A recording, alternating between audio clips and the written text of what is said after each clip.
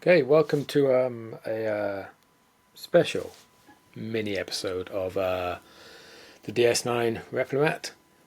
Today it's just me, because I say Tim's away, he's not really away, but I've got new equipment, so I thought I would test it, test my new mic, test my new arc light, and the new camera. Okay, so I'm going to tell you guys why I'm doing this. Really, it's because me and Tim, we've been wanting to do something for a while, some sort of podcast, talk about something, and I did discuss doing next gen, but then it occurred to me that DS9 is probably the better choice because it has a through story, something you can get your teeth into, and obviously something for Tim to get his teeth into, and it is arguably the best Star Trek. Not my personal favourite necessarily. I I struggle between DS9 or TNG as my best Trek. I think TNG is my comfort Trek. It's the Star Trek I like to watch because these are the people, the characters I've been following since like 1987, since I was, quite a young guy. Whereas DS9, of course, is the Trek that kind of redefined Star Trek, actually.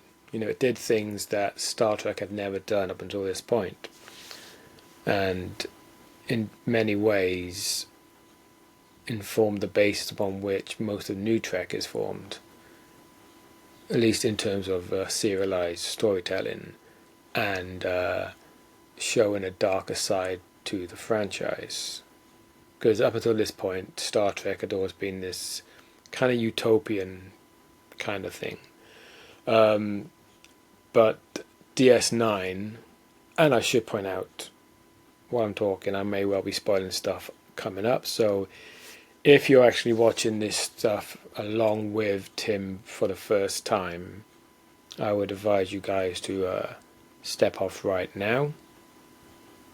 Okay, I'm assuming you're gone because here be spoilers. So DS9, you know, it the producer Ira Stephen Bear, he was a great believer in being a saint in paradise is easy, and paradise being the Federation, being Earth in particular. Indeed, that's it's a line from I think Cisco in Homefront, the two-part story where the changelings come to Earth, and he wanted to explore that and explore the darker sides to the Starfleet, to the Federation, to show how they actually coped away from the centre of the Federation where everything was easy. Not only that, but DS9, of course, like I've mentioned in a previous episode, it deals with terrorism.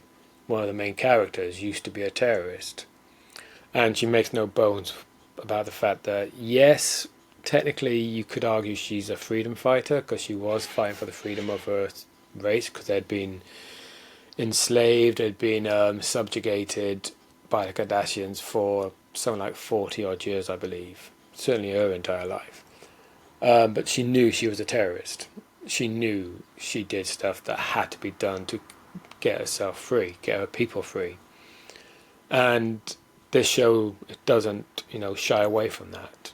It absolutely embraces it. It explores these dark grey areas, and that's why I like DS9 because it's not only good storytelling, but it's got some of the best character development in the entire Star Trek franchise.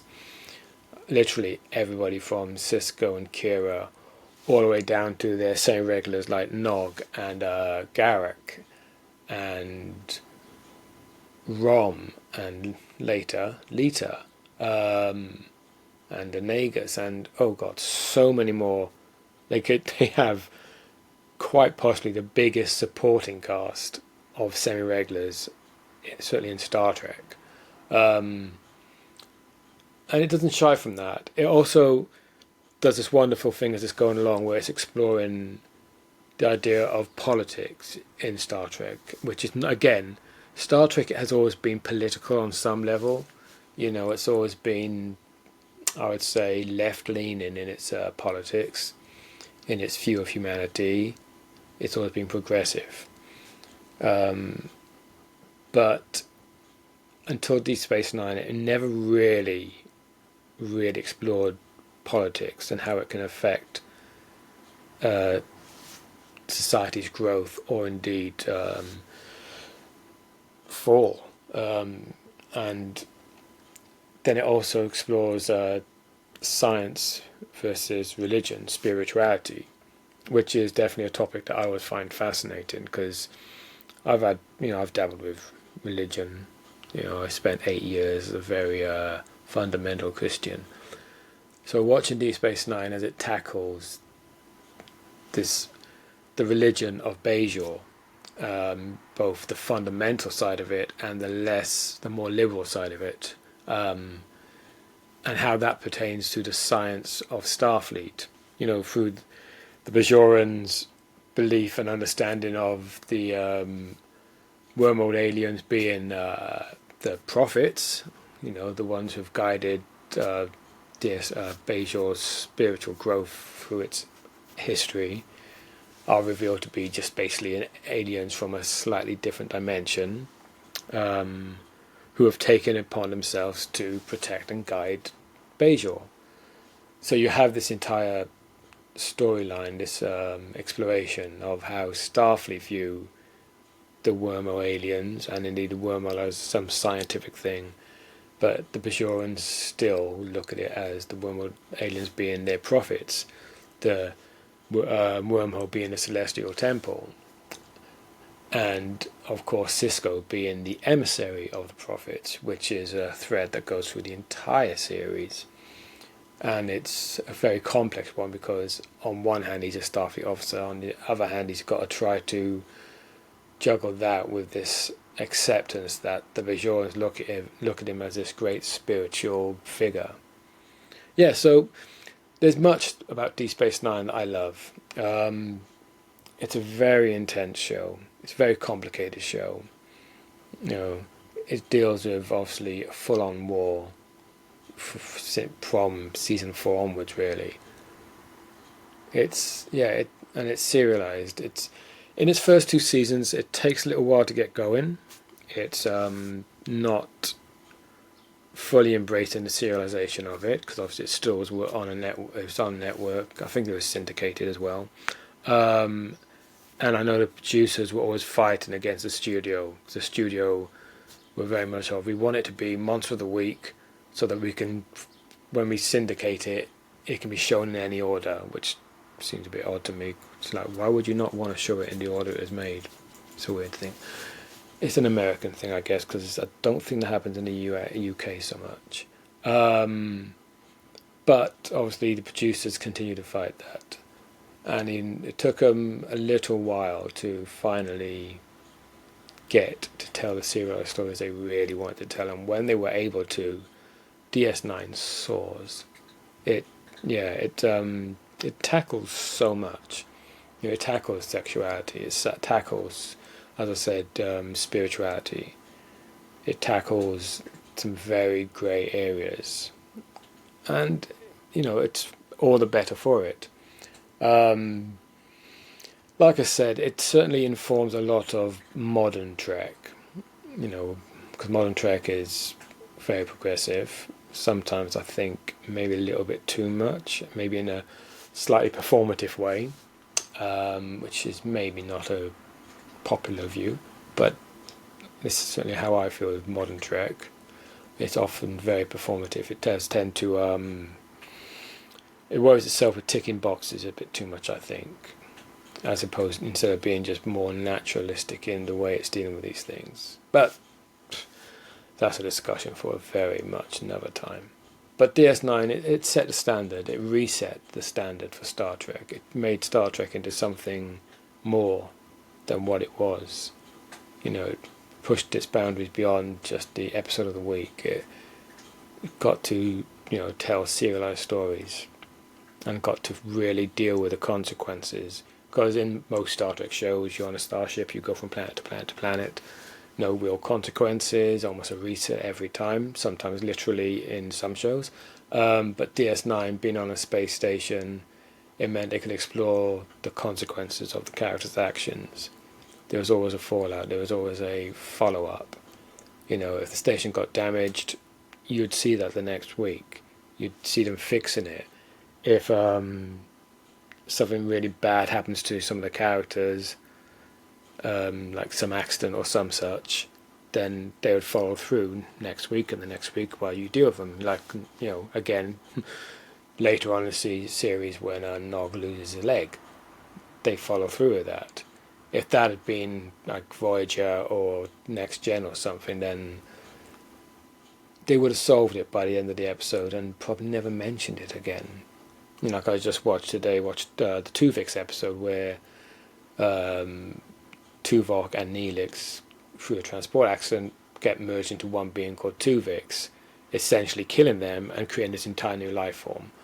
And at the end of the story, after weeks of Tuvix becoming a friend and a regular part of this crew, they decide to kill him because they can bring Neelix and Tuvok back.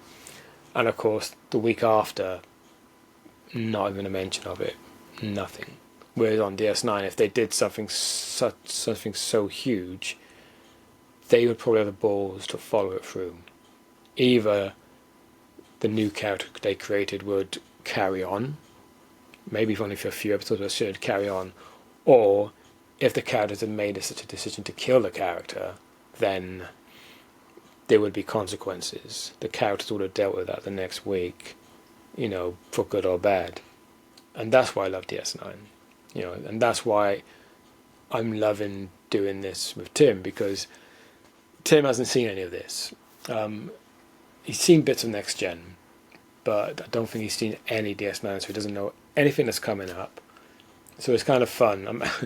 I can't help but sort of tease little bits here and there because, you know, I'm a geek. But yeah, this is why I'm doing it. This is why I'm, you know, because any excuse to rewatch Deep Space Nine, really. So yes, this is why I doing the Replimat at the moment. The plan will be, once we finish DS9, to watch any Trek episodes post DS9 that have some connection, like an episode of Lower Decks, pretty much the entirety of Picard 3, because that, for better or worse, certainly follows up Deep Space Nine. And I'm kind of with Steve Shives on this one, that I think it was a bad choice of having the Changelings being a major threat in that story, because they were Deep Space Nine characters and we never saw the TNG cast deal with them. So I mean, obviously within the narrative of Star Trek, the Enterprise crew obviously were involved in the Dominion War. You know, they're the flagship of the fleet, most sophisticated ship in the fleet. Of course they're involved. But we as the audience never saw that. So we never got to see any personal connection between these characters and the war. So then to do a sequel to DS9, but to have it with characters that weren't actually impacted from a viewer point of view, is a strange decision to make creatively. And Steve Shives, a podcaster, he certainly of that opinion, and I'm kind of on that, because when it first got revealed, I was like, this seems a very weird creative thing to do. I kept living in the hope that it'd be the conspiracy aliens, because at least then there's a personal connection, but no. But anyway, we'll get to that later. I say later, in a few years, when Tim and I finally reach that stage of the DS9 story. And who knows, by the time we get to the end of our DS9 watch, it's incredibly possible that other DS9 characters may have pitched up in other Star Trek shows. They may even do a sequel to DS9. It's currently very possible. They've done it to Next Gen. They're kind of doing it with Voyager with Prodigy. So it seems almost inevitable. But anyway, that's a long time away yet. So please just keep watching. If you are still watching this video at this point, then I'm assuming you've already seen DS9 or you don't care about spoilers. And those of you who have seen DS9, then please keep watching the Replimat. Tell your friends about it, because at the moment it's all quite surface, because obviously we're still very early days and we've barely got into the narrative of the series. We only reached the storyteller, so we haven't really reached any major turning points just yet, which I would say the first two big turning points for this series are the last two episodes of season 1, which would be I forgot the episode name, the one where Kira faces off against the Cardassian war criminal, which I suddenly forgotten what it's called, which is terrible. And of course the very last episode, I want to say Tears of the Prophets, but that's not what it's called either. But it might be, I forget. But those who've seen it will know that's a huge shift in the storyline. And it'd be great once we get to that stuff, when we get to the real nuts and bolts of DS9, to the heart of these characters, to the heart of the story, the whole science versus religion, get to some of the sexuality issues around Dax later, get into the real core of who Kira is. I think then Tim and I are going to have some fun discussions as we start to explore these characters properly. So yeah, please stick with us, and hopefully this will only get better. So until the next episode, which will be Progress, which is a very good Kira episode, certainly one of my favourites, certainly one of the best of season 1. It's going to be fun to see what Tim makes of it. And if you've watched this whole thing, Tim, shame on you. You just spoilt yourself silly. Anyway, see you all next time.